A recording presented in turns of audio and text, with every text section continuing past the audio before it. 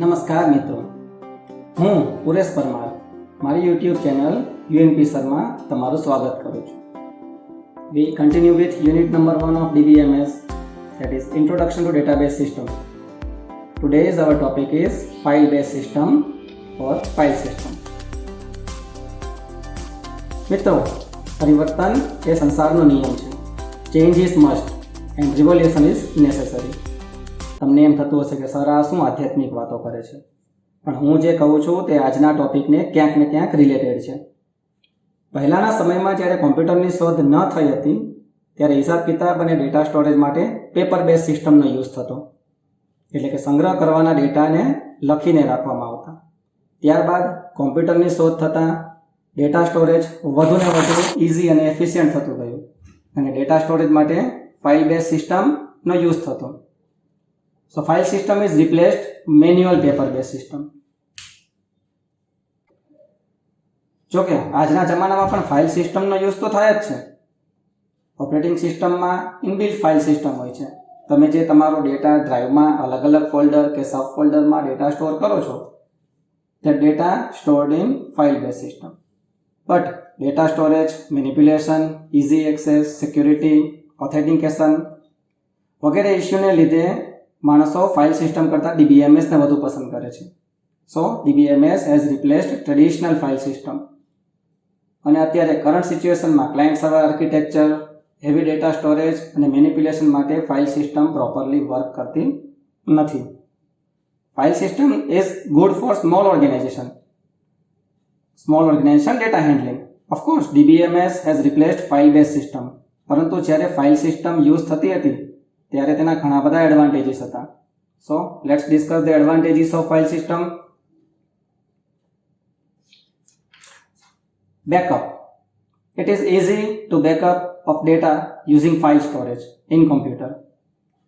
ફાઇલનું બેકઅપ લેવું ઇઝી છે in file system. Data retrieval. We can retrieve data in easy and efficient manner. Data editing.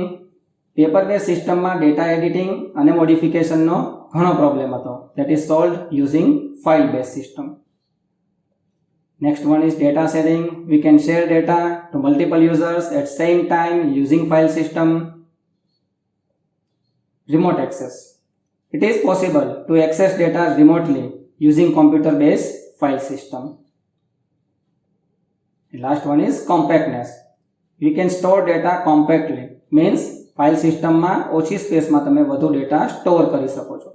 એટલે કે હજારો પેપર કે પેજમાં લખેલું લખાણ કોમ્પ્યુટરમાં ટેક્સ્ટ બેઝ ફાઇલમાં અમુક KB કે MBમાં જ સેવ કરી શકાય છે. આમ ફાઇલ સિસ્ટમના ઘણા ફાયદા છે, પણ હાલ તેનો યુઝ ડેટા મેનિપ્યુલેશન માટે ઘણો ઓછો થાય છે, એકદમ નહિવત પ્રમાણમાં. તેનું કારણ એ કે there are many disadvantages of file based system. Now let's discuss the disadvantages of file system. It is very time consuming. Next one, that is data redundancy. Redundancy એટલે data duplication. In file system, same data may be duplicated in single file or different files. એક નાનું simple example લઈએ તો if we are storing student master data in a single file અને કોઈ એક record, દાખલા તરીકે કોઈ સ્ટુડન્ટ છે અક્ષય કુમાર, તેનો ડેટા આપણે મલ્ટિપલ ટાઈમ સ્ટોર કરીએ તો તે ડેટા ડુપ્લિકેટ સ્ટોર થાય છે. And in file system does not have any characteristics to remove redundancy. તેને આપણે મેન્યુઅલી રિમૂવ કરવું પડે છે. નહીં તો શું પ્રોબ્લેમ થાય કે ક્લાસમાં સ્ટુડન્ટ હોય 60 અને કોઈ એક વિદ્યાર્થીનો ડેટા આપણે 2 કે 3 કે 5 10 વાર એકનો એક ડુપ્લિકેટ ડેટા સેવ કર્યો છે, તો ક્લાસમાં સ્ટુડન્ટ હોય 60 અને આપણો રેકોર્ડ બોલે 65 અથવા 70, તો તે ડેટા આપણા માટે યુઝલેસ છે અથવા તો તે ડેટા ઇનકન્સિસ્ટન્ટ થાય છે. તો ફાઇલ બેઝ સિસ્ટમમાં ડેટા રિડન્ડન્સીનો પ્રોબ્લેમ થઈ શકે છે. Next one, that is data inconsistency. In file system it is possible that data may be inconsistent. Data redundancy leads to data inconsistency. ધારો કે સ્કૂલમાં અક્ષય કુમારના સેમ ડેટા 2 અલગ અલગ ફાઇલમાં સેવ થયેલા હોય અને તેમનું એડ્રેસ ચેન્જ કરવાનું થાય અને ભૂલથી આપણે કોઈ એક જ ફાઇલમાં એડ્રેસ ચેન્જ કરીએ તો બીજી ફાઇલમાં એડ્રેસ ચેન્જ ના થાય એટલે કે ડેટા ખોટો રહી જાય. And this will be a problem of data inconsistency. So it is a problem in file system. Next one, that is data accessing is difficult and time consuming in file processing. એક example લઈએ. ધારો કે જીટીયુના તમામ વિદ્યાર્થીનો data એક ફાઇલમાં store થયેલો છે અને તમારે કોઈ વિદ્યાર્થીનો રેકોર્ડ ફાઇન્ડ આઉટ કરવાનો છે. સમજો તમે કે એક રેકોર્ડ ફાઇન્ડ આઉટ કરવો એટલે તેની સાઇઝ લગભગ 5 કે 10 KB કે થોડી તેનાથી વધારે થાય. But if you want to search a single record we have to use the whole file, કે જે કદાચ આખી ફાઇલની સાઇઝ કાં તો બહુ બધા MB અથવા તો GBમાં પણ હોઈ શકે.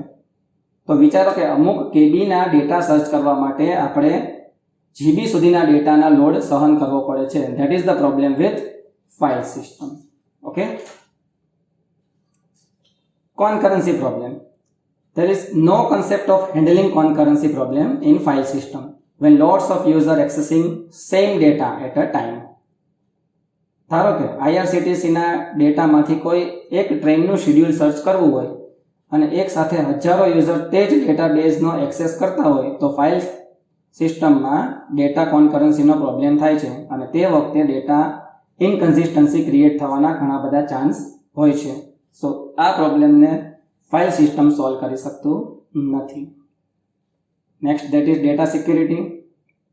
In a file system if multiple users are using same file we can't set security to different level of users. For example, કોલેજમાં સ્ટુડન્ટના રિઝલ્ટના ડેટા હોય તો જો સ્ટુડન્ટ તે ડેટાને એક્સેસ કરે તો તેને ફક્ત વ્યૂ જ કરી શકે છે, તેમાં કોઈ મોડિફાઈ એડિટ ના કરી શકે. અને જો કોઈ એડમિનિસ્ટ્રેટર અથવા તો પ્રિન્સિપાલ લેવલના પર્સન હોય તો તે ડેટાને મોડિફાઈ કરી શકે છે, એડિટ કરી શકે છે. But this type of security at different level we can not set in file system. Next, that is limited data sharing. If data are in isolated form, means different data stored at various files, even with different file formats, there could be a problem of data sharing using file system. Next one, that is data integrity problems. Integrity means data should be correct and consistent. As we have seen, if a data of single student stored at multiple places, and if we want to change any field of that student, we must have to change data from every file which are stored at different location. Else there will be a problem of data integrity. So that is a problem in file system. File સિસ્ટમમાં એવું નથી થતું કે આપણે એક ફાઇલમાંથી data change કરીએ તો તેને રિલેટેડ જેટલી ફાઇલ હોય તે બધામાં ઓટોમેટિક ડેટા ચેન્જ થઈ જાય. So it is a problem. અહીં આપણે ડિસ્કસ કર્યા તે સિવાયના પણ કેટલાક ફાઇલ સિસ્ટમમાં ડિસએડવાન્ટેજ રહેલા છે, like atomicity problem, authentication problem, reliability problem, etcetera.